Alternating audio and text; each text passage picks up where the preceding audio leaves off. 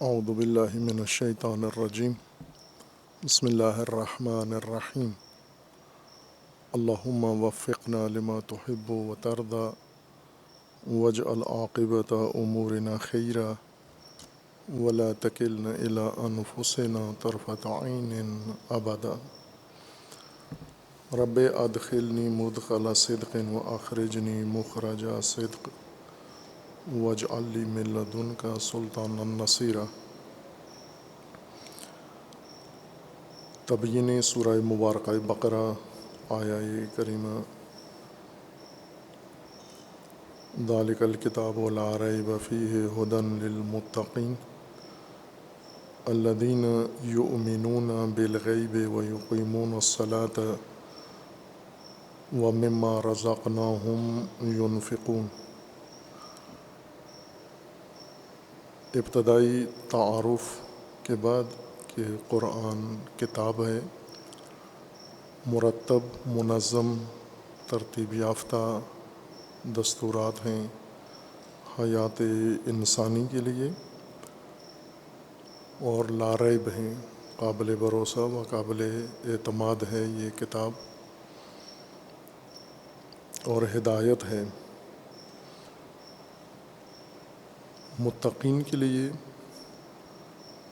اس میں آیہ شریفہ میں کتاب کی یا قرآن کی ماہیت و حقیقت بیان ہو گئی ہے کہ یہ ایک منظم، مدون، مرتب مجموعہ ہے ہدایت کا۔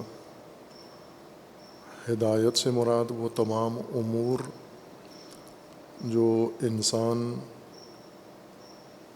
کو مقصد کی نشاندہی کرتے ہیں، مقصد تک پہنچانے والے راستے کی نشاندہی کرتے ہیں، اور اس راستے کو طے کرنے کے آداب، قواعد، اصول و ضوابط معین کرتے ہیں۔ اس مدون و مرتب ہدایت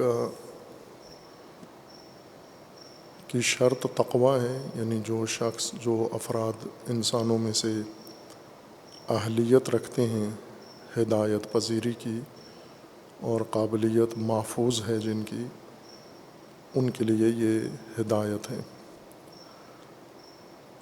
اور متقین کی پھر اوصاف یا اعمال متقین کے ذکر کیے جاتے ہیں بعد میں، الذین یؤمنون بالغیب ویقیمون الصلاۃ ومما رزقناہم ینفقون، اور بعد کی آیت میں یہ اوصاف جاری ہیں۔ جیسا آغاز میں سورہ بقرہ کے آغاز میں بیان ہوا تھا کہ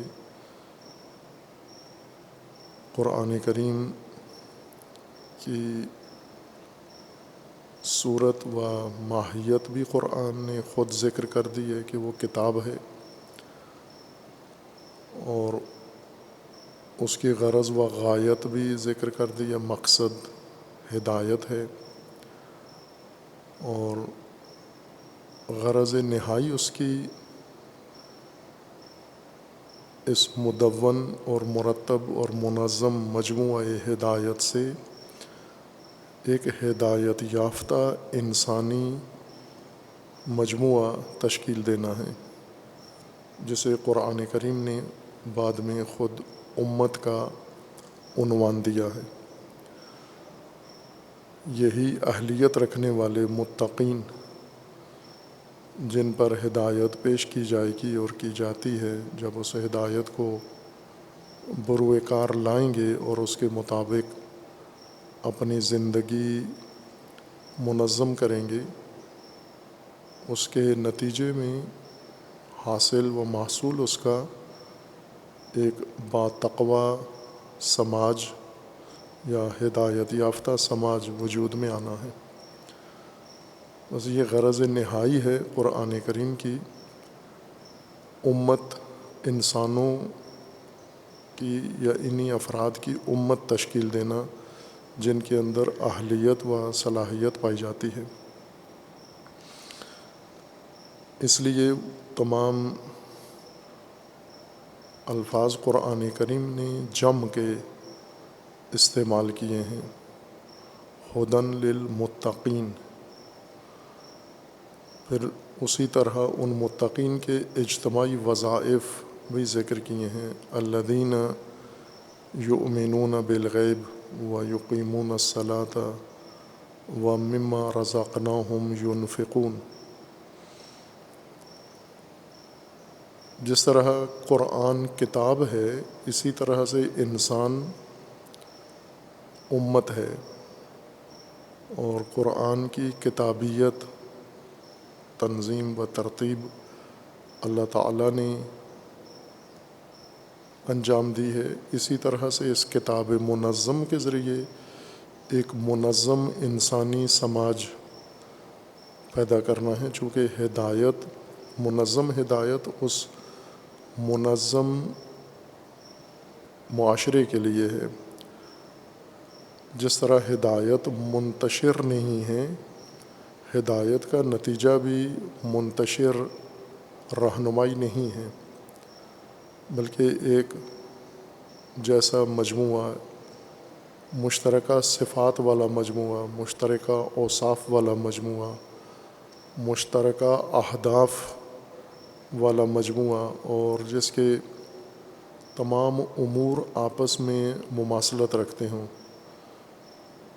اور وہ سارے امور قرآن کی رہنمائی کے مطابق ہوں، قرآن کے بتائے ہوئے راستے کے مطابق ہوں۔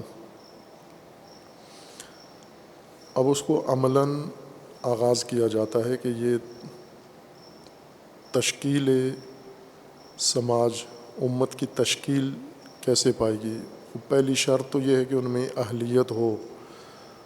اگر اہلیت نہیں ہے، وہ ہدایت کے دائرے سے باہر ہو جاتے ہیں، خود باہر ہو جاتے ہیں، انہیں کوئی دھکیل کے باہر نہیں کرتا، فقدان اہلیت و قابلیت کی وجہ سے باہر ہو جاتے ہیں۔ جیسے ہم انسانی نظام میں دیکھتے ہیں، الہی نظام میں بھی ایسے ہی ہے۔ انسان نے تعلیمی نظام بنایا ہے، اور اس تعلیمی نظام کے لیے ایک قابلیت اور اہلیت لحاظ کی ہے۔ جو لوگ واجد قابلیت، واجد اہلیت ہیں، وہ تعلیم سے بہرہ مند ہو جاتے ہیں، تعلیم حاصل کر لیتے ہیں، لیکن جو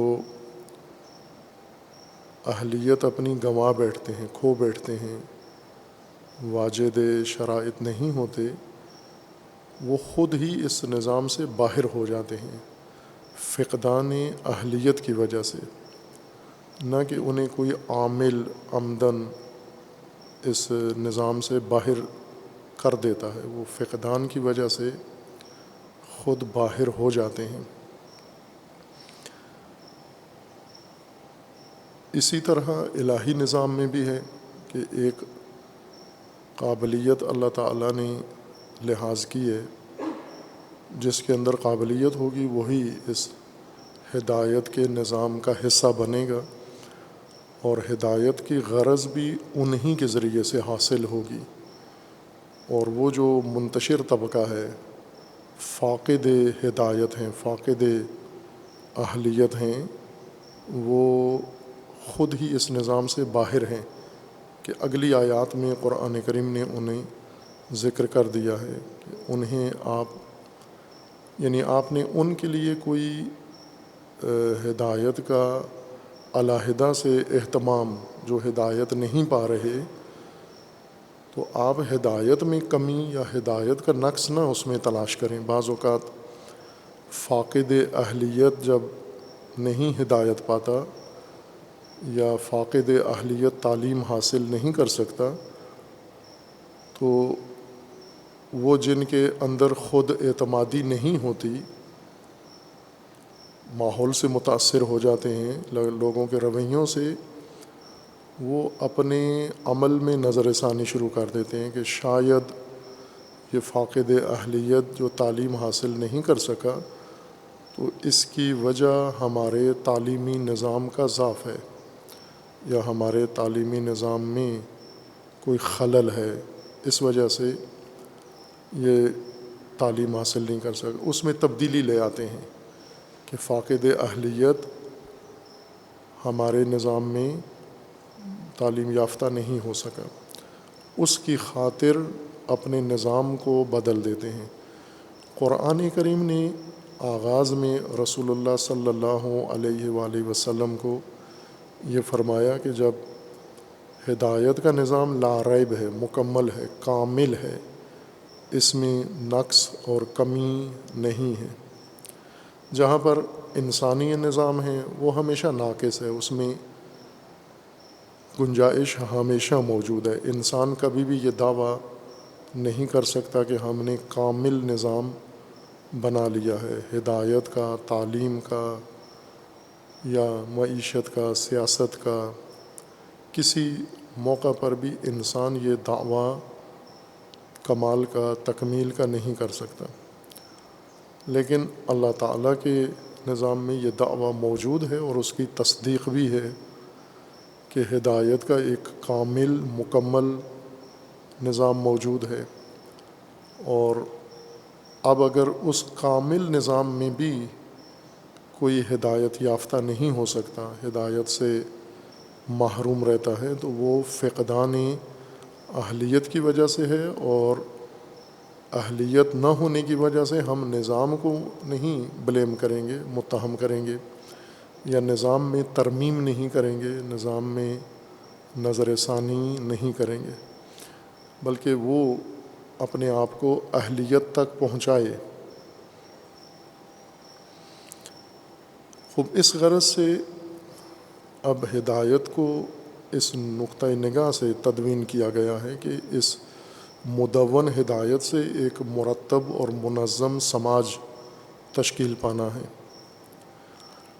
عموماً قرآن کے مد نظر جو ہدف ہے، اسے ہم تفسیر و تشریح کے مقام پہ نظر انداز کر دیتے ہیں، اور فوراً قرآنی ہدایت کا رخ انسان کی انفرادی اور نجی زندگی اور پہلو کی طرف مڑ جاتا ہے، لاشعوری طور پر مڑ جاتا ہے، جبکہ قرآن نے اپنی ہدایت کا سارا رخ اور جہت انسان کی اجتماعی سماجی زندگی کی طرف رکھا ہوا ہے، اور اجتماعی زندگی کی آغوش میں فرد تربیت پا رہا ہے، ہدایت پا رہا ہے، اس لیے وہ بھی محروم نہیں ہے، نہ یہ کہ اسے نظر انداز کیا گیا ہے، بلکہ اس زندگی کی آغوش میں یہ پرورش پا رہا ہے، اور افراد کی ہی ترکیب سے سماج تشکیل پاتا ہے، لیکن جو اجتماعی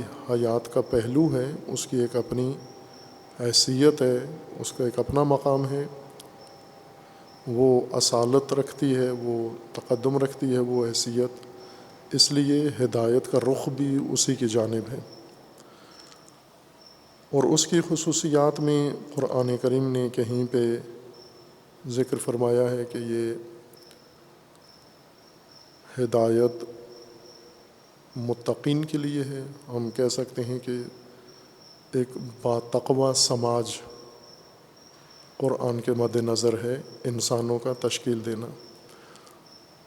یا یوں کہیں کہ اہلیت رکھنے والے افراد کی ہدایت کے نتیجے میں ایک ہدایت یافتہ سماج تشکیل دینا، جسے قرآن کئی ناموں سے یاد کرتا ہے، جن میں ایک متقین کا عنوان ہے اور دوسرا مومنین یا مومنون، ایک مومن سماج قرآن تشکیل دینا چاہتا ہے۔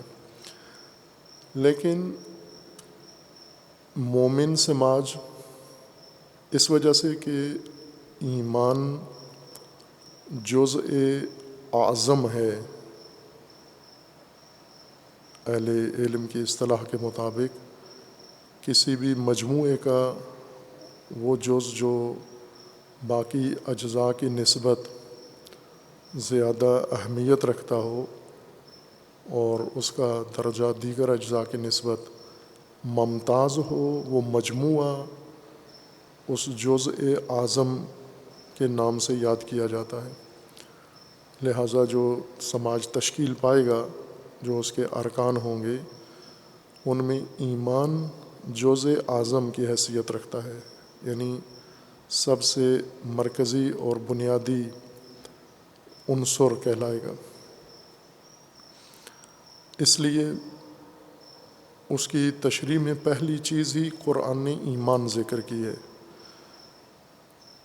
متقین الذین یؤمنون بالغیب، یہ نہیں فرمایا کہ متقین کے لیے قرآن ہدایت ہے۔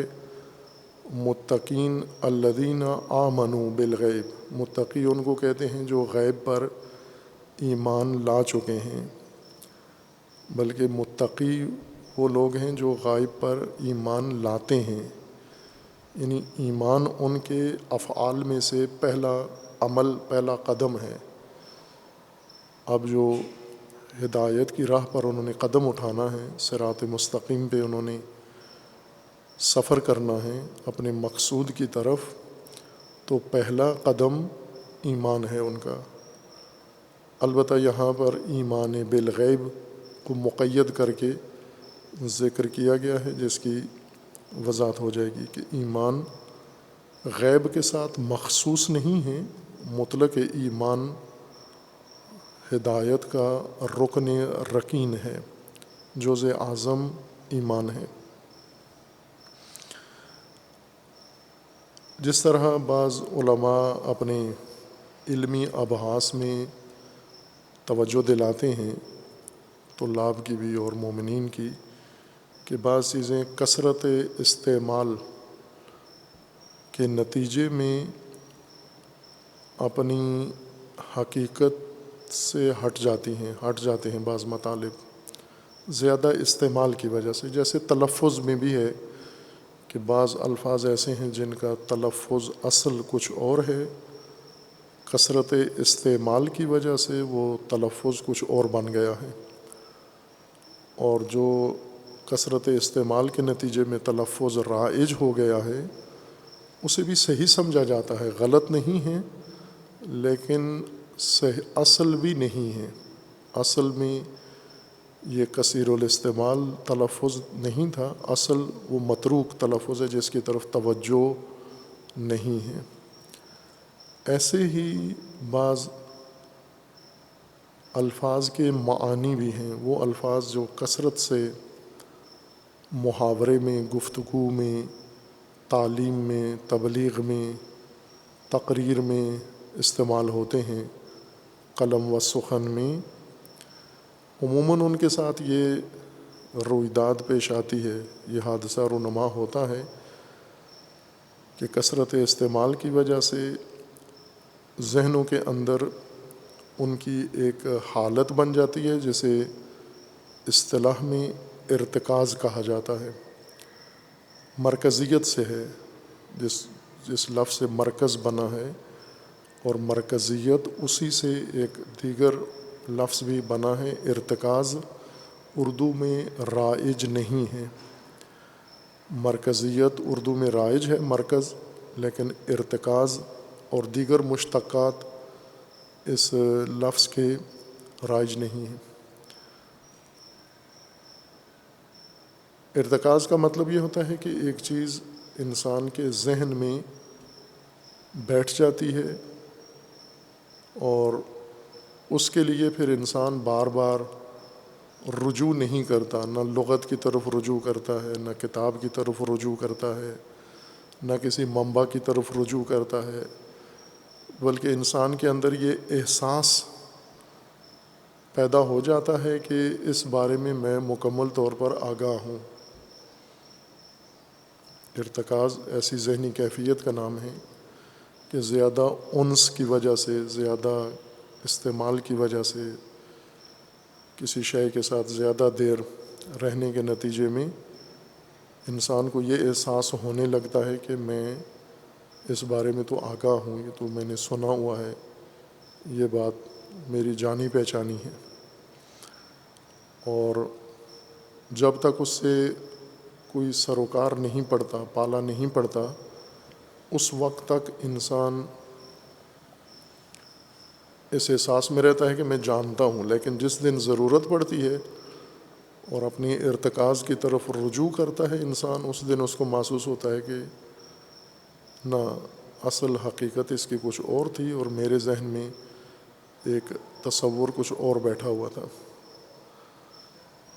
ایمان کے متعلق کوئی شخص، کسی مسلمان کم از کم یا غیر مسلم بھی، کوئی انسان ایسا کم ہی ملے گا جو ایمان کے بارے میں اس کے ذہن میں خلا پیدا موجود ہو کہ ایمان سے مانوس نہیں ہے، آشنا نہیں ہے، یا ایمان کے معنی کے متعلق اس کے ذہن میں بالکل خلا ہو، گیپ ہو، کچھ بھی نہ ہو۔ ایسا کوئی فرد نہیں ہوگا۔ ایمان کے لیے الفاظ لغات میں، زبانوں میں مختلف استعمال ہوتے ہیں، لیکن یہ معنی لوگوں کے ذہنوں کے اندر موجود ہے، اور ایسے ہی حالات اور ایسے ہی معانی انسان کو اشتباہ میں ڈال دیتے ہیں۔ ارتکازی معانی کو ذہن میں لے کر انسان ان کی بنیاد پر پھر آگے نتیجے لیتا ہے، استدلال کرتا ہے، استنباط کرتا ہے، اور باقی چیزوں کے ساتھ بھی اس کا ربط جوڑتا ہے۔ فراوان ہیں ایسی چیزیں، مثالیں کئی ہیں اس کی قرآن کریم کے الفاظ کے مطابق، جیسے تقویٰ کا معنی پرہیز ہے، یہ ارتکازی معنی ہے، سب کے ذہنوں کے اندر بیٹھا ہوا ہے یہ معنی، تلقین کے نتیجے میں یا کثرت سماعت کے نتیجے میں، کثرت استعمال کے نتیجے میں سب کے ذہنوں میں پرہیز معنی بیٹھا ہوا ہے، اور جو ہی ہم یہ لفظ استعمال کرتے ہیں یا سنتے ہیں تو فوراً ہمارے ذہن میں پرہیز معنی آ جاتا ہے، اور پھر تقویٰ کی بنیاد پر جو جتنی بھی عمارت ہم دینی، مذہبی، اخلاقی بناتے ہیں وہ سب پرہیز کے اوپر استوار ہوتی ہے، قائم ہوتی ہے۔ ایسے اور کئی الفاظ ہیں جن کی طرف اشارہ کیا ہے، جیسے الہ، معبود، معبود کا مطلب عبادت شدہ، اور عبادت سے مراد پوجا، یہ ارتکاز ہے ہمارا، اور جو ہی ہم الہ سنتے ہیں، معبود سنتے ہیں، عبادت سنتے ہیں، ہمارا ذہن سیدھا پوجا کی طرف، پرستش کی طرف منتقل ہو جاتا ہے۔ اطاعت ذہن میں نہیں آتی یہ معنی، چونکہ ہم نے سنا ہے جو اور استعمال کیا ہے، ہماری سماعتوں کے اندر فقط یہی معنی ہمیشہ تکرار ہوا ہے، اس وجہ سے فوراً ہمارا ذہن اس معنی کی طرف منتقل ہو جاتا ہے۔ یا جیسے اردو میں بعض معانی اپنا علیحدہ ایک معنی بنا چکے ہیں، اور عربی معنی ان کا کچھ اور ہے، اردو میں معنی اس کا کچھ اور رہ گیا ہے، رائج ہو گیا ہے۔ جیسے دعوت ہے، دعوت کھانے کو اردو میں کھانے کے معنی میں ہوتا ہے، کوئی بھی دعوت کا لفظ استعمال کرے، سنے، اس سے مراد کھانا ہی لیا جاتا ہے، کھانے کی پارٹی، کھانے کی مجلس، کھانے کا پیغام۔ لیکن عربی میں اور قرآن میں کسی جگہ بھی دعوت کھانے کے معنی میں نہیں ہے، دعوت پیغام دینے کے معنی میں ہے، پیغام پہنچانے کے معنی میں ہے۔ خوب اسی طرح کتاب ہے، کتاب ہمارے ذہنوں کے اندر یہی جو صفحات، سلے ہوئے صفحات، پرنٹڈ کتاب، لکھی ہوئی کتاب، ہاتھ کی، یہی کتاب کہلاتی ہے۔ یہ ارتکازی معنی ہمارے ذہن میں بیٹھا ہوا ہے کثرت استعمال کے نتیجے میں، اور جب یہ معانی ذہن میں بیٹھے ہوئے ہوں پھر انسان حاجت محسوس نہیں کرتا کہ میں ان معانی کی حقیقت جاننے کی کوشش کروں جو ذہن میں بیٹھا ہوا ہے، شاید یہ دقیق اور صحیح اور اصلی معنی نہ ہو۔ ایمان انہی موارد میں سے ہے، انہی مصادیق میں سے ہے کہ ہر ذہن اپنے اندر یہ احساس رکھتا ہے کہ ایمان کے مفہوم اور معنی سے میں مانوس ہوں اور آشنا ہوں۔ لہٰذا کوئی عالم بھی ایمان کے لیے رجوع نہیں کرتا کہ میں سمجھوں ایمان کا معنی کیا ہے، حقیقت کس کو کہتے ہیں ایمان کی۔ اگر کہیں تشریح ہوئی بھی ہے تو یہ اپنے آپ کو بے نیاز سمجھتے ہیں، اور یہی دلیل بنی ہے کہ قرآن کریم کا جو اصل ہدایت کا رکن ہے، بنیادی رکن ہے ہدایت کا، اس کی بابت یہ سہل انگاری انجام پائی ہے، اس کی وضاحت نہیں ہوئی۔ ایمان ایک ایسا سربستہ بند مفہوم کے طور پر ذہنوں میں موجود ہے، اس کا تکرار زیادہ ہے، اس کا استعمال زیادہ ہے، اس کے ساتھ انس زیادہ ہے، لیکن اس کی تبیین نہیں ہے، وضاحت نہیں ہے کہ ایمان سے مراد کیا اور کس طرح ہدایت کا یہ بنیادی رکن قرار پایا ہے۔ خوب اس کے لیے ہمیں رجوع کرنا ہے ایمان کی حقیقت کو سمجھنے کے لیے قرآن کریم کے استعمالات کی طرف کہ قرآن نے ایمان کو کیسے استعمال کیا ہے، کہاں پر استعمال کیا ہے۔ تقریباً لگ بھگ مجموعی طور پر 900 موارد قرآن کریم میں ایسے ہیں جہاں پر ایمان اور اس کے مشتقات کا قرآن نے استعمال کیا ہے، اور ہر مطلب، ہر آیت اور ہر چیز کے ساتھ ایمان جڑا ہوا ہے، اسی طرح اپنی ارتکازی معنی کے ساتھ چل رہا ہے۔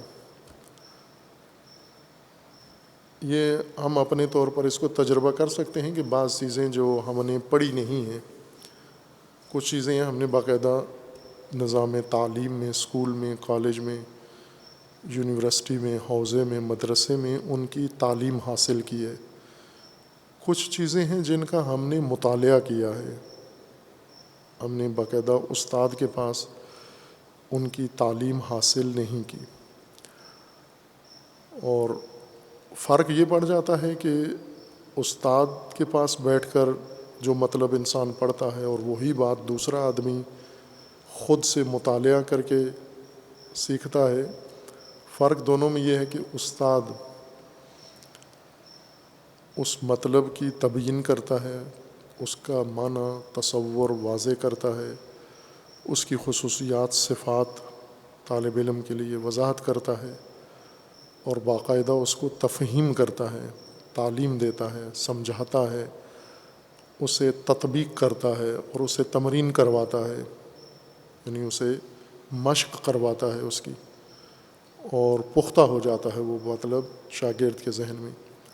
یہی بات انسان مطالعہ کرتا ہے، اور مطالعہ میں جب اسے مشکل پیش آتی ہے تو لغت کی کتاب کی طرف، ڈکشنری کی طرف رجوع کرتا ہے، اور وہاں سے ایک سربستہ مبہم سا مفہوم ذہن میں بٹھا لیتا ہے، احساس کاذب پیدا ہوتا ہے کہ میں اس کا معنی سمجھ گیا ہوں، اور اسی کی بنیاد پر اس کو سمجھنا شروع کر دیتا ہے۔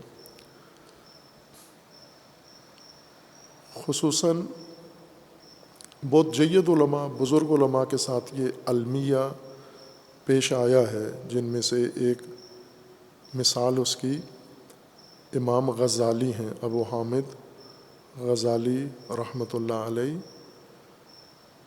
انہوں نے فلسفہ کے بارے میں یہی اشتباہ کیا ہے، فلسفہ استاد کے پاس نہیں پڑھا، تفسیر استاد کے پاس انہوں نے پڑھی ہے، اخلاق استاد کے پاس پڑھا ہے، فقہ و حدیث استاد کے پاس یہ علوم حاصل کیے ہیں، فلسفہ کا خود مطالعہ کیا ہے، اور مطالعہ کے نتیجے میں بہت مشکلات کا خود بھی شکار ہوئے ہیں اور دوسروں کو بھی کیا ہے۔ پھر فلسفہ کی رد میں کتاب لکھی ہے، تحافۃ الفلاسفہ۔ ابن رشد نے ان کے مقابلے میں پھر ان کو جواب دیا ہے، تحافۃ التحافہ، اور اسی طرح بعض دیگر بزرگان نے اور دیگر بزرگان نے انہیں یہ مشورہ دیا ہے، البتہ کئی صدیوں بعد، کہ جس طرح دیگر علوم استاد کے پاس پڑھے ہیں، اگر یہ بھی استاد سے پڑھ لیتے تو اتنی الجھنوں کا شکار نہ ہوتے آپ۔ مطالعہ سے ہر چیز انسان پر واضح نہیں ہوتی۔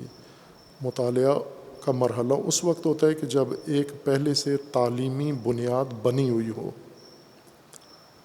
تعلیمی بنیاد انسان بنا لے، پہلے دین کی طالب علمی کا ایک زمانہ طے کرے۔ وہ ضروری نہیں کہ مدرسے میں داخلہ لے کے کرے، آج موجودہ زمانے میں آسان ہو گیا ہے، گھر بیٹھ کے یہ طالب علمی اختیار کر سکتا ہے کہ باقاعدہ طور پر اس کو مطالب کو جڑ سے بنیاد سے سمجھے، پھر اس تعلیمی بنیاد پر آگے مطالعہ کرے اپنا، وہ مطالعہ اپنی جگہ بیٹھتا جائے گا۔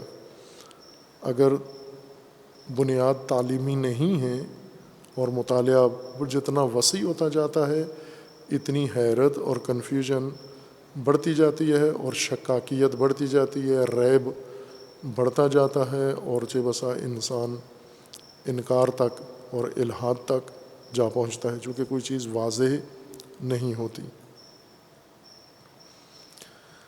اب ایمان اسی طرح کا ارتکازی معنی ہے، اور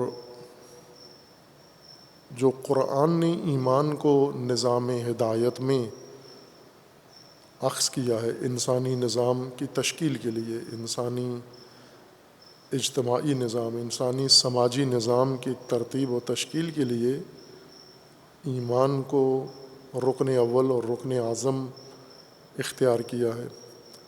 تو ہدایت کا ایک منظم نظام ہے، جسے کتاب کہا ہے، ایک منظومہ ہے، نظم یافتہ چیز ہے۔ کلام دو قسم کا ہے، نظم اور نثر۔ نظم اس کلام کو کہتے ہیں جس کے اندر وزن ہوتا ہے، بحر ہوتی ہے، قافیہ ہوتا ہے، ردیف ہوتا ہے، اس کے کچھ ضوابط ہوتے ہیں، ان کے اندر لکھا گیا کلام نظم کہلاتا ہے، جس کو ہم اردو میں شعر کہتے ہیں، وہ حقیقت میں نظم ہے۔ اور نثر اس کو کہتے ہیں کہ جس کے لیے یہ ساری قید و بند ضروری نہیں ہے، وزن و قافیہ و ردیف ہو، یہ ساری چیزوں سے آزاد عبارت ہوتی ہے۔ البتہ ادبی قواعد اس کے لیے بھی ضروری ہوتے ہیں، ادبی قواعد سے یا تکلم کے قواعد سے خالی نہیں ہوتی، لیکن نظم منظوم کلام کے قواعد سے آزاد ہوتی ہے وہ عبارت، اس کو نثر کہتے ہیں۔ نشر کہہ لیں یعنی منتشر، نظم یافتہ نہیں ہے۔ انسانی ہدایت کا نظام نثر میں نہیں ہے، نظم ہے۔ اللہ تعالیٰ نے قرآن میں ہدایت کو نظم کے ساتھ پیش کیا ہے، چونکہ اس منظم سے ایک نظم دیگر ایجاد کرنا ہے۔ یہ نظم آلی ہے، آلی آلہ سے، آلہ اوزار ٹول کو کہتے ہیں، یعنی کچھ چیزیں اس لیے استعمال میں لائی جاتی ہیں تاکہ ان کے ذریعے سے کوئی دوسرا کام انجام دیا جائے۔ ہم اپنے روزمرہ کام آلات کے ذریعے سے انجام دیتے ہیں، اوزار کے ذریعے سے انجام دیتے ہیں۔ جس طرح بعض ایسی مجسم چیزیں ہیں، اوزاری حیثیت رکھتی ہیں، علوم بھی اور نظریات و افکار بھی اس طرح سے ہیں کہ کچھ افکار آلات کے طور پر استعمال ہوتے ہیں، دوسرے مقاصد کی وضاحت کے لیے یا دوسرے مقاصد کی تشکیل کے لیے ہوتے ہیں۔ ہدایت کا منظم ہونا یہ ذریعہ ہے، وسیلہ ہے انسانی زندگی کے نظم کے لیے۔ اصل مقصود حیات انسانی میں نظم ایجاد کرنا ہے، اور اسی کا نام ہدایت ہے۔ جس وسیلے سے یہ نظم پیدا ہوگا وہ ہدایت ہے۔ تو ہدایت کا بھی خود اس وصف سے متصف ہونا ضروری ہے کہ منظم ہو، اور جیسے اشارہ کیا تھا کہ عنوان کتاب اسی بات پر دلالت کرتا ہے کہ یہ ایک مرتب، منظم اور مرتبط ہدایت کا مجموعہ ہے، کتاب بن گئی ہے یہ ہدایت۔ پہلے کتاب نہیں تھی، پھر اس کو کتاب بنایا گیا ہے اور کتاب بنا کر نازل کیا گیا ہے اس نظم کے ساتھ۔ وہ نظم جو ہدایت میں ہے اس میں ایمان مرکزی رکن ہے۔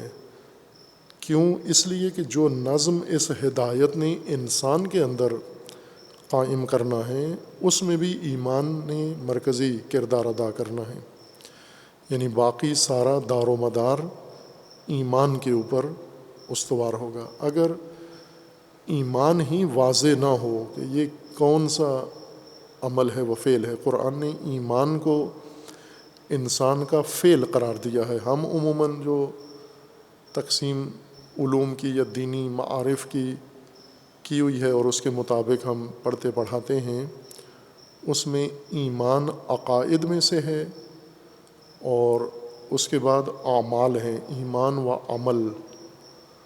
قرآن خود ایمان کو بھی عمل ہی کا حصہ قرار دیتا ہے۔ یؤمنون بالغیب، یؤمنون یعنی انسان کا پہلا عمل ہی ایمان ہے۔ اعمال میں سے ایک عمل انسان ہے، ایمان ہے انسان کے اعمال میں سے۔ خوب یہ کون سا عمل قرآن ہم سے طلب کر رہا ہے اور جس کی طرف ہمارا دھیان و توجہ دلا رہا ہے کہ یہ پہلا قدم ہے، آپ کو ایمان حاصل کرنا پڑے گا۔ کم و بیش جیسا عرض کیا تھا کہ موجود ہے ذہنوں میں ایمان کے متعلق معلومات، ہر ذہن میں ہیں، اور یہی بڑی رکاوٹ ہیں ایمان اور ایمان جیسے دیگر معارف کو سمجھنے میں۔ اگر خالی ذہن ہو، ایسا شخص جس کے ذہن میں پہلے سے یہ تصورات نہیں ہیں، اس کے لیے ایمان کا معنی سمجھنا بہت آسان ہے، چند منٹ میں اصل ایمان کا معنی سمجھ جائے گا۔ لیکن جنہوں نے ایمان کے متعلق بہت کچھ سن رکھا ہے، پڑھا ہوا ہے، کہا ہوا ہے، سنا ہوا ہے، اور ان کے ذہن میں ایمان کے متعلق مختلف چیزیں، متضاد چیزیں، منتشر چیزیں اور بے نظم چیزیں موجود ہیں، انہیں ایمان سمجھانا دشوار ہے اسی قاعدے کے مطابق کہ پہلے سے جب انسان کے ذہن میں کسی شے کا غلط تصور ہو، وہ غلط تصور جب نکلتا ہے تو صحیح تصور جاگزین ہوتا ہے۔ وہ پہلا موجود تصور بہت مزاحمت دکھاتا ہے نئے صحیح تصویر کو۔ ہم اسی اسلوب کے تحت کہ پہلے ہم قرآنی اس اصطلاح کو، اس بنیادی نظام ہدایت کے رکن کو ہم تعاقب کرتے ہیں، جستجو کرتے ہیں لغت سے، لفظ سے اس کی معرفت شروع کرتے ہیں کہ یہ لفظ کیسے تشکیل پایا، کہاں تشکیل پایا، اور جہاں اس کی پیدائش ہوئی ہے وہاں سے پھر یہ منتقل ہو کے دیگر کسی علاقے میں کیسے پہنچا۔ جیسے ایک پھل ہے، ایک علاقے کے اندر پیدا ہوا، پھر اس کے بیج دوسرے علاقوں میں منتقل ہوئے اور وہاں بھی اس کی فصل اگنے لگی ہے۔ تو یہ پوری تاریخ ہے علم کی یا لغت کی یا الفاظ کی، تاریخ ہے پوری، جس سے انسان کی معرفت کامل ہوتی ہے، مکمل ہوتی ہے۔ آج جس شکل میں ہمارے پاس ہے اور جس شکل میں یہ وجود میں آیا تھا، اس میں آپس میں تناسب ملاحظہ کیا جاتا ہے کہ اس میں آپس میں تناسب ہے یا نہیں ہے۔ بعض الفاظ کے ساتھ یہ ہوا ہے کہ جس معنی کے لیے پیدا ہوئے تھے، وجود میں آئے تھے، انہیں مقرر کیا گیا تھا، کب سے اس معنی کے ساتھ اس لفظ کا تعلق ٹوٹ چکا ہے اور اس نے نئے معانی اختیار کر لیے ہیں، اپنے بنیادی معنی کو کھو چکا ہے۔ جیسے تقویٰ کے متعلق مثال دی تھی، چونکہ جس لفظ کو تشریح کر چکے ہیں اس کی مثال دے رہا ہوں، ورنہ یہ دیگر الفاظ کی بھی مثال ہے کہ تقویٰ کا اصل لغوی معنی حفاظت ہے، لغت میں عرب اس کا پیدائشی معنی حفاظت ہے، اسی معنی میں استعمال کرتے تھے، اور حفاظت کا دائرہ مختلف ہے، اس لیے یہ لفظ مختلف میادین حفاظت میں استعمال ہوتا گیا، اور کرتے کرتے پھر ہدایت کا جز بنا، قرآن کا حصہ بنا، اور انسان کی حفاظت کے لیے یہ لفظ استعمال کیا گیا۔ لیکن بیچ میں جب یہ لفظ استعمال ہوا تو حفاظت متروک ہو گیا، پرہیز اس کی جگہ پر بیٹھ گیا آ کر، اصل معنی لفظ کا چھوڑ دیا گیا۔ خوب ظاہر ہے کہ اب یہ جو لفظ اصطلاح تقویٰ لے کے آپ آگے جا رہے ہیں، معنی سوراخ سے گر گیا ہے۔ جیسے کسی شخص کو آپ کسی پیکنگ میں، کسی کارٹن میں، کسی ڈبے میں قیمتی چیز ڈال کے دیں اور وہ نیچے سے پھٹ جائے، سوراخ ہو جائے، وہ شے اس میں سے گر جائے، یہ ڈبہ لے کے گھومتا رہے اور خوش ہو انسان کہ میں مطلوبہ شے پہنچا رہا ہوں۔ یہی حالت اس لفظ کے ساتھ بھی ہوئی ہے کہ وہ معنی بیچ میں سے گر گیا ہے، اور تفاسیر اب بھری ہوئی ہیں پرہیز کے ترجمے سے اور پرہیز کی تشریح سے، ڈر، خوف، پرہیز، حفاظت بیچ میں سے گر گیا یہ معنی۔ اور جب اصل معنی ہاتھ سے نکل جاتا ہے تو جہاں جہاں اس کا استعمال ہے، جن موارد میں اس کا استعمال ہے، وہ سارے خلل کا شکار ہو جاتے ہیں۔ ایمان بھی ایسا ہی ہوا، ایمان کے ساتھ بھی ایمان کا ایک اصل لغوی معنی ہے، وہ لغوی معنی ہی آخر تک ایمان کے ساتھ، اس لفظ کے ساتھ، اصطلاح کے ساتھ، جہاں بھی ایمان جس میدان میں، جس جغرافیے میں، جس پہلو میں جا کر استعمال ہوتا ہے لفظ ایمان، وہ اصل معنی ساتھ جائے، ورنہ بیچ میں کسی جگہ غفلت سے معنی ختم گر جائے اور اس کی جگہ نیا معنی ہم اس کو عطا کر دیں، تو ایمان جو مفہوم جس کے لیے استعمال ہو رہا ہے وہ ابلاغ نہیں کرے گا۔ ایمان کے سننے سے یا ایمان کے استعمال سے وہ لفظ وہ معنی متوجہ نہیں ہوں گے۔ خب اہل لغت، ائمہ لغت، خصوصاً جو محققین ائمہ لغت ہیں، ان کے نزدیک اتفاقی ہے اس کا معنی، اس میں اختلاف نہیں ہے، البتہ جزوی اختلاف ہے ان میں خصوصیات کا، اور یہ شاید ہر لفظ کے بارے میں ہے اور ہونا بھی چاہیے۔ جب اہل نظر، اہل فکر کسی موضوع کے اوپر تجزیہ، تحلیل، غور و فکر کرتے ہیں تو حتماً ان کے تجزیہ تحلیل میں آپس میں فرق آنا چاہیے خصوصیات کے اندر، لیکن اصل مطلب کے اوپر اتفاق ہے ان کا کہ ایمان یہ باب افعال سے ہے اور مادہ امن سے مشتق ہے، الف میم نون، آمانہ، اس سے یہ لفظ ایمان بنایا گیا ہے، آمن سے، اور ایمان بھی اسی سے بنا ہے، امانت بھی اسی سے، لفظ امانت بھی اسی سے بنا ہے، اور دیگر کئی مشتقات مختلف معانی میں جنہیں بظاہر سمجھا جاتا ہے وہ سب اسی مادہ سے مشتق ہیں۔ امن خوف کے مقابلے میں ہے۔ امن کا مطلب ہوتا ہے کہ اطمینان، تسلی۔ امن ایک احساس ہے انسان کے اندر ایجاد ہوتا ہے خوف کے مقابلے میں، خوف کی حالت میں،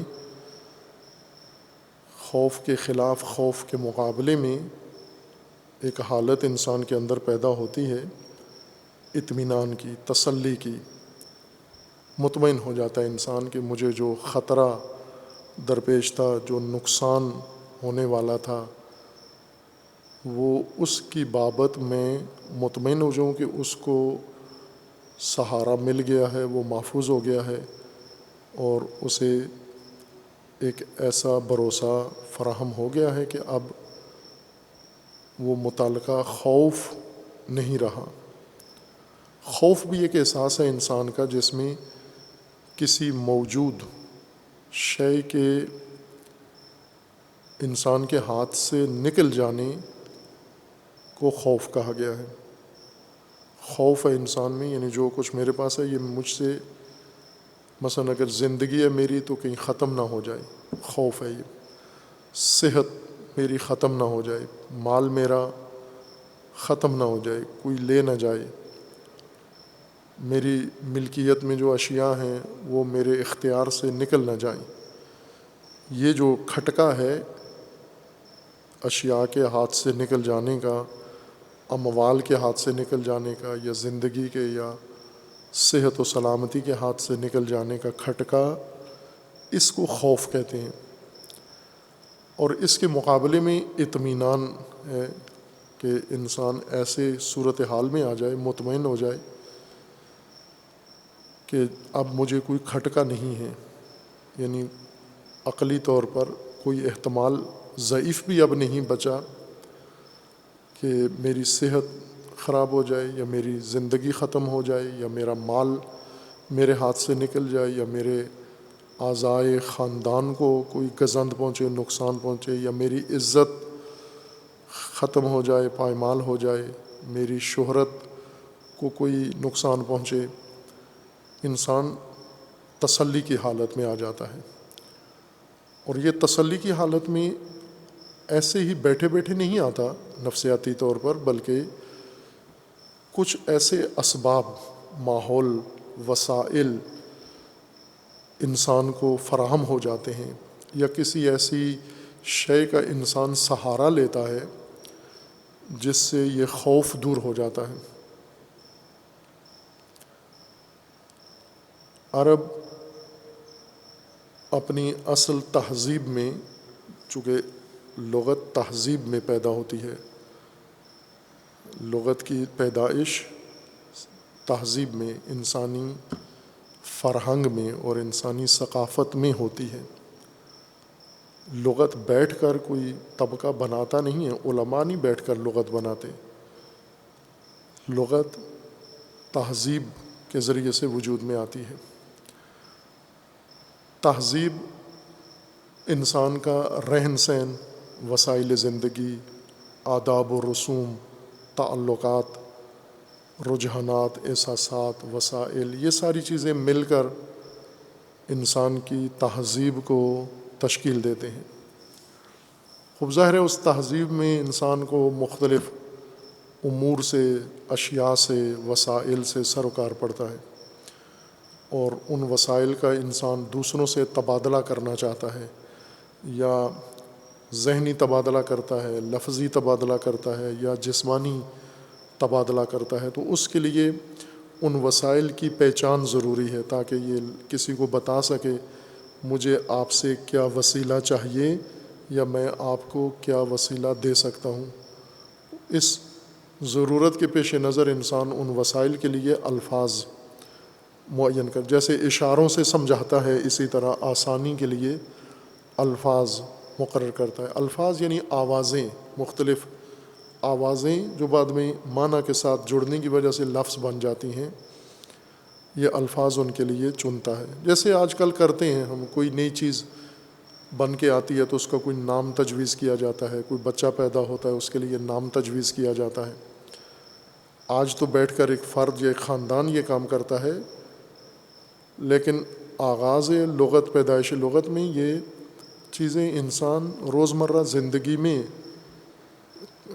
وجود میں آ جاتی تھیں، پھر ایک دوسرے سے سن کے اس کو عام کر دیتے تھے، سب اس کے مطابق گفتگو کرتے تھے۔ اس زندگی میں عربوں کی صحرائی زندگی میں خوف اور کھٹکے فراوان تھے، ہر طرح کی زندگی میں، آج کے انسان کو بھی ہے، اور ہم آج کے انسان پر پہنچیں گے۔ لیکن لغت کی تاریخ کو ملاحظہ کر لیں پہلے، ورنہ فرق نہیں پڑتا. یوں نہیں کہ اس صحرائی زندگی میں کھٹکے تھے، آج شہری زندگی میں یا مدنی زندگی میں، تمدنی زندگی میں خطرے نہیں ہیں، خوف ہیں. آج شاید زیادہ خوف ہیں انسان کو اس زندگی میں. اب انہیں خوف بہت ساری چیزوں کا تھا. مثلاً ان کے گھر نہیں ہوتے تھے، خیموں میں خانہ بدوش تھے، اور اس خانہ بدوشی کی زندگی میں بہت سارے خطرات، خوف تھے ان کے. موسمی خطرات تھے، ہوائیں چلیں گی، طوفان ریت کے آئیں گے، ان کے خیموں کو اکھاڑ کے لے جائیں گے. اسی طرح ان کے مویشی تھے، ان مویشیوں کے گم ہونے کا خطرہ تھا، ان مویشیوں کے بھاگ جانے کا خطرہ تھا، ان مویشیوں کے چوری ہونے کا خطرہ تھا. اسی طرح صحرائی زندگی میں ان کے لیے حشرات تھے، موذی چیزیں، سانپ اور بچھو، ان سے ان کو خطرہ، ان کے حیوانات کو خطرہ تھا، خوف تھا ان کو. اور ضروریات زندگی کے لیے ان کا انحصار زیادہ مویشیوں پر ہی تھا، چونکہ کھیتی باڑی کا علاقہ نہیں تھا. مویشیوں پر زیادہ انحصار تھا اور پانی پر. لہٰذا ان کی لغت میں بھی یہ امور زیادہ دخیل ہیں جو ان کی تہذیب کا بنیادی حصہ تھے. اور ان خوف و خطرات سے نکلنے کے لیے وہ اہتمام بھی کرتے تھے، یعنی اطمینان حاصل کرتے تھے کہ یہ خوف جو ہمیں درپیش ہے جانور کے گم ہو جانے کا، اس خوف کو یہ ختم کر کے ایسا اہتمام کرتے تھے، ایسا بندوبست کرتے تھے کہ تسلی سے سو جاتے تھے، نیند آ جاتی تھی کہ اب ہمارا جانور بھاگے گا نہیں، چوری نہیں ہوگا، یا کوئی درندہ اس کو نقصان نہیں پہنچائے گا. چونکہ مویشیوں سے زیادہ سروکار تھا ان کا، ایک خوف ان کا انہی مویشیوں کے متعلق تھا، ان کی خود مویشیوں کے بارے میں اور مویشیوں سے جو استفادہ کرتے تھے. لہذا لغت میں لکھا گیا ہے کہ وہ ایک لفظ جو عرب عام استعمال کرتے تھے، ناقہ، اونٹنی، اس کے بارے میں کہ اس کے نام ہیں مختلف اونٹوں کے، اونٹنیوں کے حالات کے. اس میں مثلا لغت کے کتنی لغات ہیں جو اس اونٹنی یا مویشیوں کے، چونکہ سروکار زیادہ ان کا ان سے تھا، ان سے زیادہ پھوٹے ہوئے الفاظ تھے، نکلے ہوئے الفاظ تھے. جیسے شکر، صبر، یہ الفاظ جتنے بھی تحلیل کریں تو نہایتاً آپ کو لغت کی بنیاد میں جا کر انہی مویشیوں کے لیے استعمال ہونے والے الفاظ ملیں گے. مثلاً سبارہ، اونٹنی، وہ اونٹنی جو جہاں کھڑی کرو وہیں کھڑی رہتی تھی، اس کو سبارہ کہتے تھے. یا وہ اونٹنی جو دودھ اتار دیتی تھی اپنی دودھ دانی میں. وہ جانور دو قسم کے ہوتے ہیں، دودھ چور اور دودھ دے، شیر دے. یعنی کچھ ایسے جانور ہوتے ہیں دودھ نکالنے جو چرا لیتے ہیں، دودھ دانی خالی ہوتی ہے ان کی. اور کچھ ایسے جانور ہوتے ہیں کہ وہ انسان کو، مالک کو دیکھ کر یا بچے کو دیکھ کر سارا دودھ اتار دیتے ہیں. تو وہ اونٹنی جو اپنا دودھ سارا نکال کے نمایاں کر دے، یہ پیغام ہوتا تھا کہ اب دودھ نکالیں. وہ شاکرہ مثلاً اونٹنی، وہ ناقہ تھی. اسی طرح کچھ اونٹنیاں تھیں ان کی ایسی جو بھروسہ نہیں کرتے تھے ان پر، یہ مکر کرتی ہے یہ اونٹنی کے، یہاں سے سامان اٹھا لے گی، راستے میں پھینک دے گی، یا ممکن ہے جب ہمیں دودھ کی ضرورت پڑے اس وقت دودھ نہ دے. ایسی بھی اونٹنیاں تھیں، ان کے لیے الگ الفاظ استعمال کرتے تھے. ان میں سے ایک طرح کی اونٹنی تھی امونہ، الف میم واو نون ہے، ناقہ امونہ. یہ ناقہ امونہ وہ اونٹنی تھی جو اگر اس پر سامان لادیں تو بھی کوئی کھٹکا نہیں ہوتا تھا، تسلی سے اس پر سامان لاد دیں اور اٹھا کے جہاں پہنچانا ہے وہاں تک جائے گی، راستے میں کسی جگہ بیٹھ نہیں جائے گی، گر نہیں جائے گی، یا رک نہیں جائے گی، بھاگ نہیں جائے گی۔ یا اگر دودھ دینے والی ہے تو اگر مہمان آ گیا ہے یا آپ کو اچانک دودھ کی ضرورت پڑ گئی ہے، ویسے تو جانوروں کا وقت ہوتا ہے دودھ کا، لیکن صحرائی لوگ اور صحرائی جانوروں کو پتہ ہوتا ہے کہ کسی وقت بھی دودھ دینا پڑ سکتا ہے اور کسی وقت بھی دودھ لے لیں گے ہم سے۔ بھیڑ بکریاں اور اونٹنیاں اس طرح سے ہیں۔ امونہ اس اونٹنی کو کہتے تھے کہ جس کے بارے میں مالک مطمئن ہوتا تھا کہ اگر ہمیں دودھ کی ضرورت اثنا میں، دن رات میں کسی وقت بھی پڑ جاتی ہے اور ہم اس اونٹنی کی طرف جائیں تو یہ دودھ دے گی، جتنا ہوگا وہ دودھ ہمیں اس سے مل جائے گا۔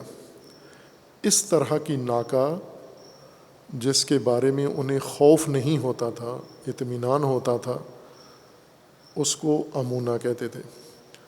اور یہ صرف اونٹنی کے ساتھ مختص نہیں تھا، باقی بھی موارد میں اسی طرح سے یہ الفاظ استعمال کرتے تھے۔ امینہ، امانہ، امونہ،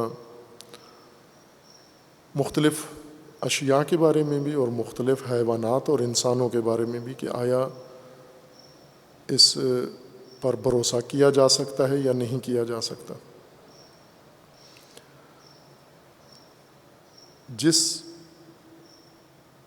جگہ سے انہیں خوف ہو، اس خوف کے مقابلے میں اگر انہیں یہ یقین ہو جائے، اطمینان ہو جائے کہ وہ کھٹکا یا وہ احتمال یا وہ ضرر، وہ نقصان نہیں ہوگا، اس وسیلے کی وجہ سے اس کو، اس حالت کو امن کہتے ہیں۔ امن خوف کے مقابلے میں، خوف کسی شے کے جانے کا احتمال یا یقین، اور امن اسی کے برعکس اس کی حفاظت کا یقین یا احتمال یا اطمینان، یہ امن ہے۔ خوب یہ لفظ یہاں سے، یعنی ان جسمانی امور سے اور روزمرہ کے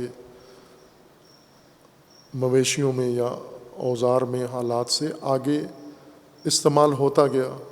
مثلا پانی کا چشمہ ہے، خوف ہے خشک ہو جائے، خود ڈر ہوتا تھا انہیں کہ پانی کا چشمہ ہے، بارشیں نہیں ہو رہی ہیں، ممکن ہے یہ خشک ہو جائے۔ یا چشمے تو کم ہوتے تھے، پانی، بارش کا پانی گڑھوں کے اندر اکٹھا ہوتا تھا، وہ خشک ہونے کا احتمال ہوتا تھا۔ اس کے بجائے جب انہیں کوئی ایسی جگہ مل جاتی تھی جہاں سے تسلی ہوتی تھی، اعتماد ہوتا تھا، بھروسہ ہوتا تھا کہ یہ پانی خشک نہیں ہوگا، کسی وقت بھی ہم پانی کی خاطر اس کی طرف رجوع کر سکتے ہیں، اس کو کہتے تھے یہ آمنہ، ماء آمنہ یا چشمہ، اس کے لیے کہتے تھے یہ بھروسے والی جگہ ہے، یعنی محفوظ ہے، اس میں خوف نہیں ہے ہمیں۔ پھر یہ لفظ انسانوں کے متعلق بھی، یعنی پہلے تو اونٹنی کے بارے میں خوف تھا کہ دودھ دیتی ہے یا نہیں، سامان اٹھاتی ہے یا نہیں، اونٹنیوں کے بارے میں ان کا خوف کم تھا، خود انسانوں کے بارے میں زیادہ مشکلات تھیں کہ یہ انسان کتنے قابل بھروسہ ہیں اور یہ انسان کتنے ہمارے لیے خوف کا باعث بن سکتے ہیں، ہمیں کتنا نقصان پہنچا سکتے ہیں۔ اس صحرائی زندگی میں ان کو، ہر انسان کو ہر انسان سے خطرہ تھا، خوف تھا۔ اس خطرے اور خوف کو کم کرنے کے لیے یہ آپس میں معاہدے کرتے تھے، کوئی لین دین کرتے تھے، کوئی مال دیتے تھے، ہدایہ دیتے تھے تاکہ محفوظ رہیں، ہدیہ دیتے تھے۔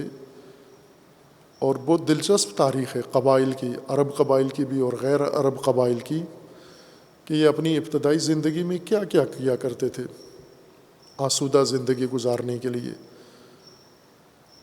اس اپنے ماحول کے مطابق کیا اہتمام کرتے تھے، جیسے آج کل کے لوگ کرتے ہیں۔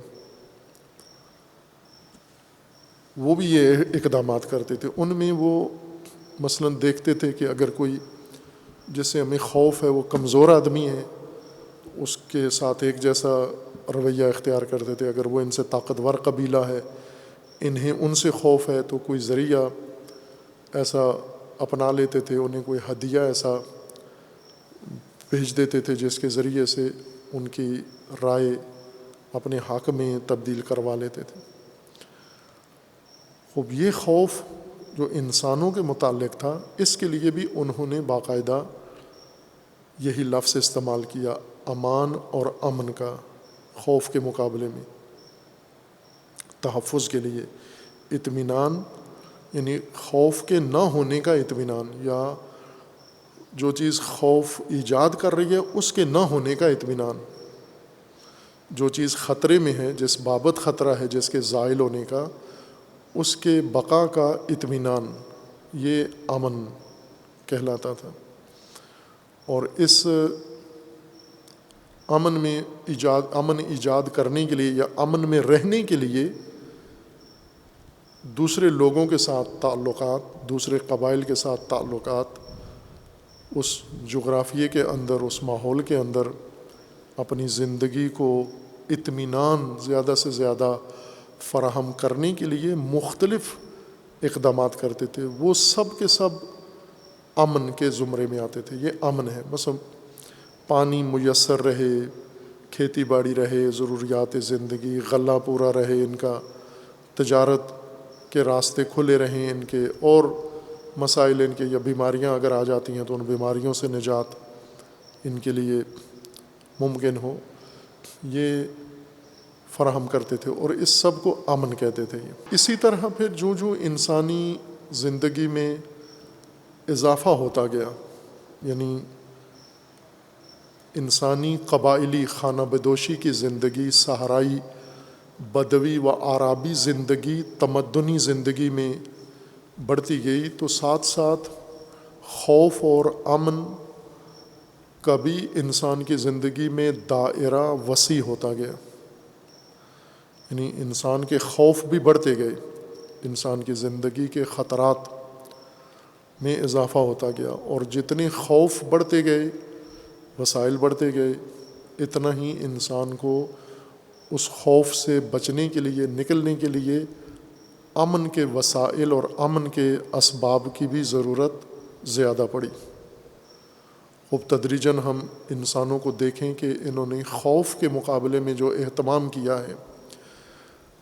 گردش کریں آپ زمین میں کرتے ہیں، لیکن شاپنگ کے لیے جاتے ہیں.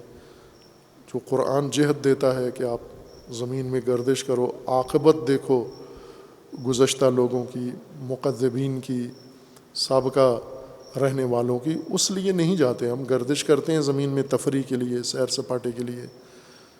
اور گردش کریں آپ، اجڑی ہوئی بستیاں بھی دیکھیں گے، خالی قلعے دیکھیں گے. آپ زمین بھری ہوئی ہے، پاکستان، ہندوستان، مغرب، یورپ، عرب، ہر سرزمین پہ بڑے قلعے بنے ہوئے ہیں جو آج بھی تعمیرات میں ایک حیرت کا منبع ہیں، جنہیں دیکھ کر آج کے تعمیراتی لوگ، آج کے معمار اور آج کی جیومیٹری حیران ہیں. دشوار ترین پہاڑی پر جہاں سے پتھر اور یہ میٹیریل لے جانا ممکن ہی نہیں تھا، وہاں پر انہوں نے اتنے عظیم الشان قلعے تعمیر کیے ہیں. کس وجہ سے؟ امن کے لیے. یعنی خوف تھا دشمنوں کا. اپنی سرزمین، اپنی مملکت، اپنا اقتدار یا حکمران کی خاندان کو بچانے کے لیے یہ سارا اہتمام انہوں نے کیا. یہ امن کے لیے، یہ قلعے در حقیقت امن کی جگہ تھے، یا اس خوف کے مقابلے کے لیے تھے. اس قلعے میں بیٹھ کر انہیں آسودگی محسوس ہوتی تھی، اطمینان، تسلی ہوتی تھی. بھروسہ کرتے تھے ان قلعوں پر اور ان کی دیواروں پر، جو کئی میٹر چوڑی دیواریں ہوتی تھیں. آج کے اگر اسلحہ استعمال کیا جائے، ان کے اوپر بم، توپیں برسائی جائیں تو بھی وہ نہیں ٹوٹتے. اس زمانے میں تیر تھے، یہ بارودی اسلحہ نہیں تھا جب یہ قلعے بنے. لاہور میں معروف قلعہ ہے، ایک یادگار، ساری دنیا اس کو دیکھنے کے لیے آتی ہے، اور اس طرح کے قلعے پاکستان میں فراوان ہیں، کچھ محفوظ ہیں، کچھ ویران اجڑے ہوئے ہیں، لیکن ان کی عظمت و شکوہ آج بھی انسان کو حیرت میں ڈالتا ہے۔ یہ سب خوف نے بنوائی ہیں انسان سے، خوف نے انسان کو امن کی چارہ جوئی پر مجبور کیا ہے۔ اگر یہ خوف نہ ہوتا، امن کی بھی انسان کو ضرورت نہ ہوتی۔ خوف موجب بنتا ہے امن فراہم کرنے کا۔ انسان امن کیوں چاہتا ہے؟ چونکہ خوف ہے انسان کو۔ خود پھر آج کی ٹیکنالوجی نے جو امنیت فراہم کی ہے یا امن کے وسائل فراہم کیے ہیں، وہ تو معجزاتی ہیں، حیرت ناک ہیں، بہت حیرت انگیز ہیں۔ اگر ہم سابقہ نسل ہماری مثلا 50 سال یا 30 سال پہلے والے لوگ زندہ ہو جائیں، آج اگر آ کے دیکھیں کہ ان کے نسلیں کس طرح کے امن کی فضا میں ہیں، وہ حیرت سے مر جائیں گے دوبارہ جب یہ CCTV کیمرے دیکھیں اور انٹرنیٹ کے ذریعے اور سیکیورٹی اور امنیت اور فلاں۔ وہ بہت تعجب ہوگا ان کو کہ یہ انہوں نے اتنی ترقی کر لی ہے امن فراہم کرنے کے لیے، چونکہ خوف اتنا شدید ہے۔ اس وقت شدید ترین خوف ٹیکنالوجی کے زمانے کا بدل گیا ہے اس قدیم زمانے کی نسبت۔ مثلا جب قبائلی بدوی معاشرہ تھا تو ایک طرح کا خوف تھا، ابتدائی نوعیت کا خوف تھا، اور ابتدائی نوعیت کا امن ان کو۔ پھر جب زندگی کے وسائل، حالات، زمانہ بدلتا گیا، وسعت آتی گئی، تو خوف بھی بڑھتا گیا، خوف کے اسباب زیادہ ہوتے گئے، اور جتنے خوف کے اسباب بڑھے اتنا ہی امن کی ضرورت زیادہ محسوس ہوئی۔ اور آج اگر ہم دیکھیں تو انسان کے پاس سب سے زیادہ جو چیز ہے وہ امن فراہم کرنے والے امور ہیں۔ گھر بناتے ہیں تو امن کو بنیاد قرار دے کر گھر میں ساری چیزیں ایجاد کرتے ہیں۔ امن کے علاوہ جو باقی ضرورتیں ہیں وہ ثانوی حیثیت رکھتی ہیں، پہلی حیثیت امن کی ہے۔ اسی طرح ہم مملکتوں کا امن دیکھیں، قوموں کا امن دیکھیں، عالمی امن دیکھیں، یہ جتنے تباہ کن ہتھیار بھی بنائے گئے ہیں یہ سب امن کی خاطر ہیں۔ جیسے پاکستان نے ایٹمی اسلحہ بنایا ہے اس لیے کہ امن کی خاطر، کہ پاکستان محفوظ رہے، پاکستان کے دشمنوں کے پاس یہ طاقت ہے تو ہم بھی محفوظ رہیں۔ یہ سب امن کی فراہمی ہے، چونکہ امن کے اندر باقی سارا نظام ممکن ہے۔ امن، قرآن کریم نے بھی جب اپنی نعمتوں کا ذکر کیا ہے قریش پر اور غیر قریش پر، تو انہیں امن یاد دلایا ہے کہ ہم نے امن آپ کے لیے فراہم کیا ہے۔ ظاہر ہے اس صحرائی زندگی میں غیر محفوظ زندگی تھی، خوف سے بھری ہوئی زندگی تھی، کسی چیز کے متعلق کوئی تسلی، اطمینان نہیں تھا، اور خداوند تبارک و تعالیٰ نے ان کو نبی اکرم صلی اللہ علیہ وآلہ وسلم کے ذریعے جہاں باقی ہدایت اور وسائل فراہم کیے وہاں پر امن بھی ان کے لیے مہیا کیا ہے۔ پس ایمان باب افعال امن دینے کا نام ہے۔ ایمان امن ایجاد کرنا، امن فراہم کرنا، امن حاصل کرنا اپنے لیے، امن میں جانا اور امن دینا دوسرے کو۔ مومن امن دینے والا، کسی کو امن فراہم کرنے والا۔ اب جب خداوند تبارک و تعالیٰ نے انسان کے لیے ہدایت کا نظام بنایا اور ہدایت کا مسودہ کتاب کی صورت میں مدون اتارا، تنزیل کیا، نازل کیا، اور اس ہدایت منظم میں انسانی منظم سماج تشکیل دینا ہے، تو اس کی بھی پہلی ضرورت امن ہے، یعنی امن کی بنیاد پر یہ سارا کام ہوگا۔ پہلی ضرورت امن ہے۔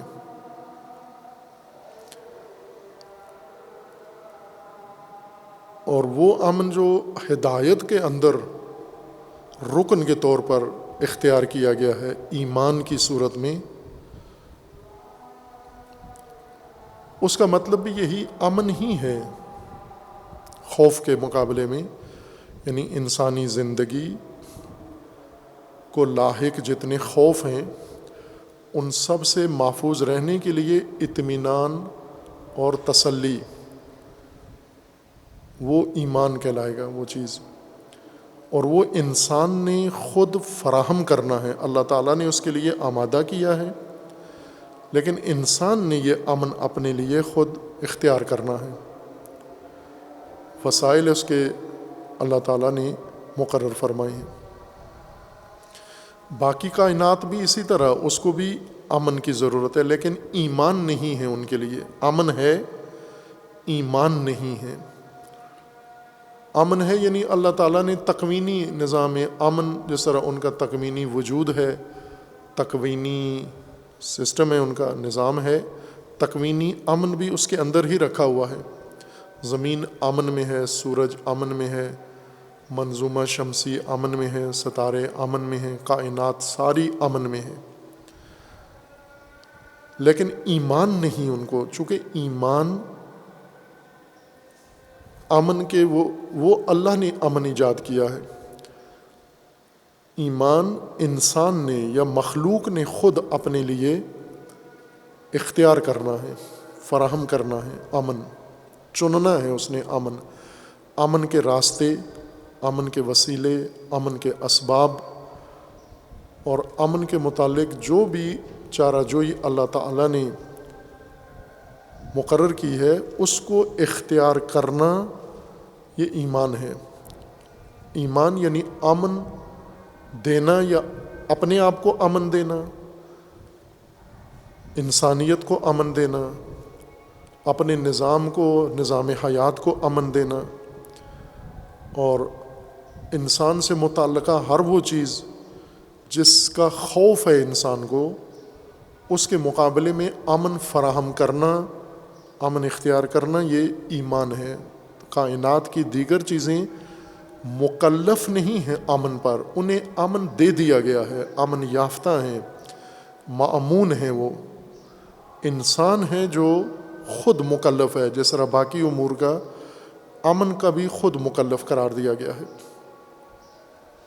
کہ جو اس کو زندگی میں، حیات میں خطرات ہیں ان کو فراہم کرے، ان سے، ان خوف کے مقابلے میں اطمینان حاصل کرے، تسلی کرے اسباب اور نظام کے ذریعے سے۔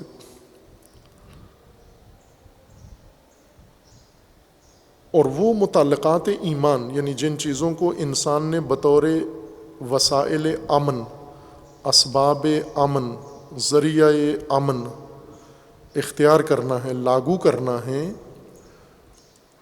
ان چیزوں کو قرآن نے انسان کے لیے معین کر دیا کہ ان چیزوں کے اوپر آپ نے ایمان لانا ہے۔ ان پر ایمان لانے کا مطلب یہ ہے کہ یعنی ان کے ذریعے سے آپ نے امنیت، اپنے لیے امن فراہم کرنا ہے، امن ایجاد کرنا ہے، اپنی زندگی کو خوف سے محفوظ کرنا ہے۔ دوسرے لفظوں میں اللہ تعالیٰ نے اس نظام ہدایت میں انسان کو یہ بتایا ہے کہ آپ اس کائنات میں اکیلے نہیں ہیں، آپ کے علاوہ کائنات بھری ہوئی ہے، اتنی بھری ہوئی ہے کہ شاید مزید کسی چیز کی گنجائش نہیں ہے، جو پیدا ہو سکتا تھا وہ اللہ تعالیٰ نے پیدا کر دیا ہے۔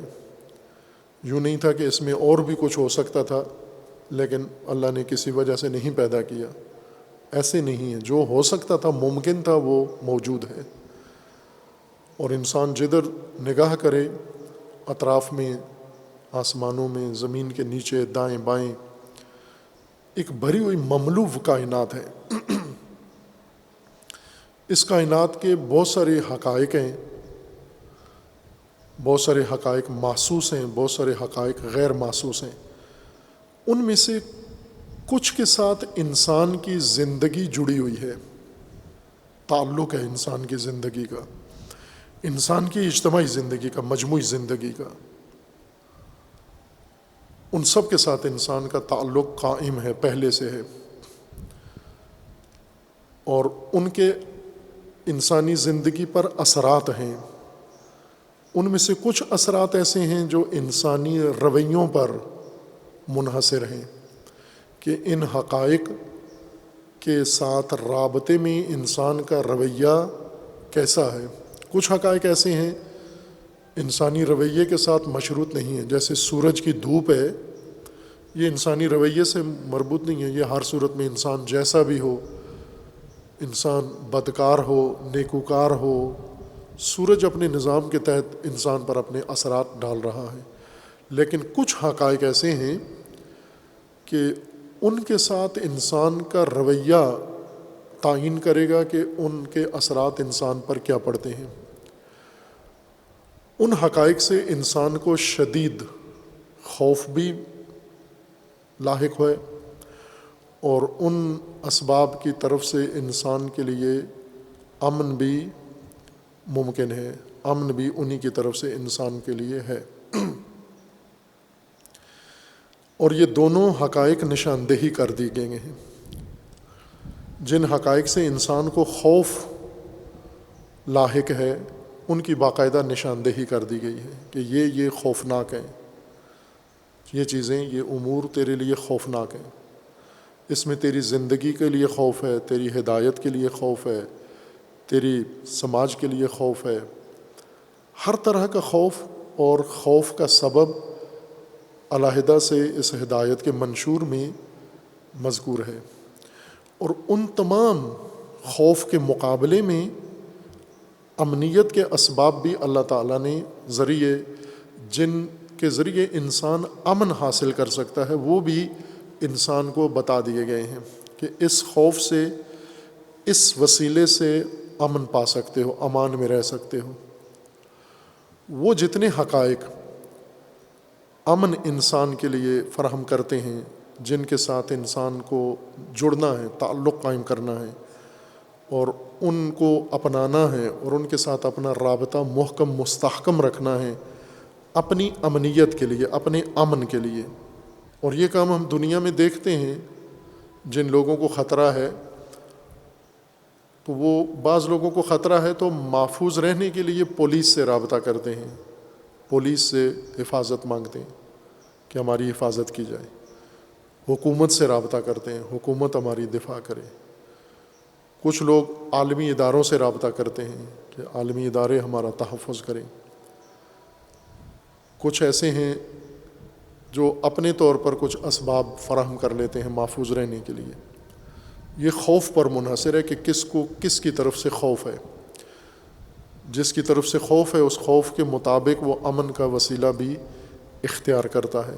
انسان کو جو خوف انسانی زندگی کو لاحق ہیں اسی کے مطابق اللہ تعالیٰ نے ان کے مقابلے میں امن کے وسائل بھی انسان کے اختیار میں قرار دیے ہیں کہ یہ وہ امور ہیں جن سے انسان اپنے آپ کو محفوظ بنا سکتا ہے، مامون رکھ سکتا ہے۔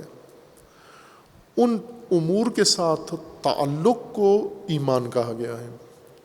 امن فراہم کرنے والے اسباب جن کے ذریعے سے انسان امن حاصل کر سکتا ہے، امن لے سکتا ہے، ان چیزوں کے ساتھ تعلق کا نام ایمان ہے۔ ایمان یعنی وسیلہ امن اختیار کر کے اپنے لیے اور باقی انسانوں کے لیے امن فراہم کرنا، اس کا نام ایمان ہے۔ یہ معنی ایمان کا، امن، یہ آخر تک محفوظ رہنا چاہیے۔ مومن کا جب ترجمہ کرتے ہیں تو امنیت ترجمے میں آئے، ایمان کے ترجمے میں امن آئے، امانت کے ترجمے میں امن آئے۔ اب یہاں جو ارتکازی معانی ہیں وہ ذہنوں میں بیٹھے ہوئے تصورات، اس میں ہوا یہ ہے کہ ذہنوں سے امن نکل گیا ہے، ایمان کے معنی میں سے امن نکل گیا ہے، سوراخ سے گر گیا۔ باقی چیزیں تقدس، مقدسات، معنویت اور ملکوتیت اور روحانیت اور وہ ساری چیزیں رہ گئیں۔ اصل جو روح تھی ایمان کی، امن، وہ بیچ میں سے حذف ہو گیا، غائب ہو گیا۔ ہم کہتے ہیں بڑا مومن آدمی ہے، بہت ہی مومن آدمی ہے. خوب کیوں مومن آدمی ہے؟ وہ اس کے لیے ہم نے اس کے چند چیزیں مثلا کیا کرتا ہے، لوگوں کی مدد زیادہ کرتا ہے، نمازیں زیادہ پڑھتا ہے، ذکر و تسبیح زیادہ کرتا ہے، اس لیے بہت بڑا مومن آدمی ہے. مومن کا ہم نے معنی ہی کچھ سے کچھ کر دیا ہے. مومن کس سے بنا تھا؟ ایمان سے. ایمان کس سے بنا تھا؟ امن سے. امن کیا ہوتا ہے؟ خوف سے محفوظ رہنے والی حالت، یا خوف کے مقابلے میں اطمینان اور تسلی کی حالت کو امن کہتے ہیں.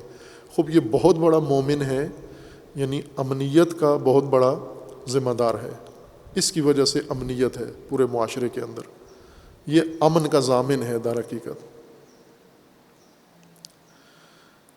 ایمان امن آور، امن عطا کرنے والے اسباب حقائق سے تعلق،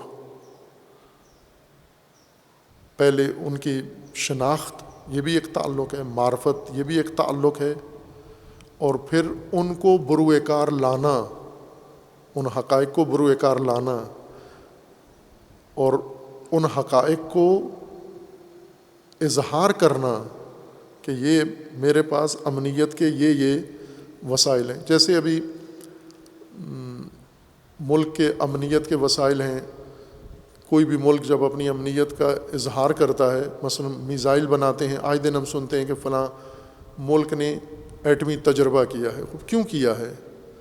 دنیا کو پتہ چلے کہ ہمارے پاس ہے یہ اسلحہ ہے. اگر ہماری طرف نگاہ کی تو ہم یہ اسلحہ رکھتے ہیں. یہ اظہار ضروری ہے. امن کے وسیلے کا اظہار ضروری ہے دوسروں کے سامنے کہ میں غیر محفوظ نہیں ہوں، میرے پاس امن کا مکمل انتظام ہے. اسی طرح یہاں امنیت کے لیے جو کام کیے جاتے ہیں اس کو ظاہر کیا جاتا ہے لوگوں کے سامنے کہ دیکھیں یہ امنیت یہاں پر قائم ہے. یہاں قرآن جو معاشرہ، جو سوسائٹی، سماج بنانا چاہتا ہے، اس کی بنیاد میں امنیت کو قرار دیا ہے، ایمان کو قرار دیا ہے. ایمان ان حقائق کائنات کے ساتھ ارتباط جن حقائق پر دار و مدار ہے کائنات کا بھی اور انسانی حیات کا بھی. جو خلقت میں انسان کی خلقت اور انسان کے وجود کا منبع ہیں، وہی انسان کی امنیت کا بھی ہیں، وہی انسان کی پرورش کا بھی ہیں. یعنی یوں نہیں ہے کہ انسان نے وجود کہیں سے لینا ہے، پرورش کا سامان کہیں سے لینا ہے، اور امنیت کہیں اور سے انسان نے حاصل کرنی ہے. وہ امنیت بھی اسی منبع سے انسان نے حاصل کرنی ہے. اب وہ فہرست قرآن کریم نے انسان کے سامنے ذکر کر دی ہے. پہلے اس کا عنوان کلی بیان کیا ہے کہ متقی جو ہدایت کے لیے آمادہ لوگ ہیں، 5 لوگ ہوئے داخلہ ٹیسٹ میں جو قبول ہو گئے ہدایت کے لیے، ان کا پہلی کلاس اور پہلا سبق کیا ہے؟ یؤمنون بالغیب، غیب پر ایمان ہے ان کا. البتہ یہاں اصل ایمان مراد ہے، غیب ایک نقطے کی خاطر ذکر کیا گیا ہے، چونکہ ایمان کا ایک بڑا حصہ اس سے تعلق رکھتا تھا، بعض منصرف ہو کے غیب پر چلی گئی. یہاں ایمان ہے، اصل ایمان ہے رکنیت کے طور پر، نہ کہ ایمان برغیب. غیب ایک وجہ سے خصوصیت کے ساتھ ذکر کیا گیا ہے. یعنی یوں نہیں کہ جو غیر غیب ہے، جو غیب کے زمرے میں نہیں آتا، اس پر ایمان نہیں ہے، اس کا ایمان ضروری نہیں ہے، یا وہ ہدایت کا حصہ نہیں ہے. وہ اصل ایمان ضروری ہے. ایمان میں پھر ایک ایمان جو دشوار ہے، ایک ایمان جو تھوڑا پیچیدگی کا ذریعہ بن سکتا ہے انسان کے لیے، موضوع بن سکتا ہے، وہ ایمان بالغیب ہے. وہ غیب کو بھی تشریح کرنی پڑے گی، پھر یہ مطلب واضح ہوگا کہ ہدایت متقین کے لیے ہے. متقین یعنی آمادہ اہلیت رکھنے والے. ان متقین نے ہدایت کے طور پر پہلا قدم ایمان سے اٹھانا ہے. امنیت اپنے لیے فراہم کرنی ہے، دوسروں کے لیے فراہم کرنی ہے امنیت کے.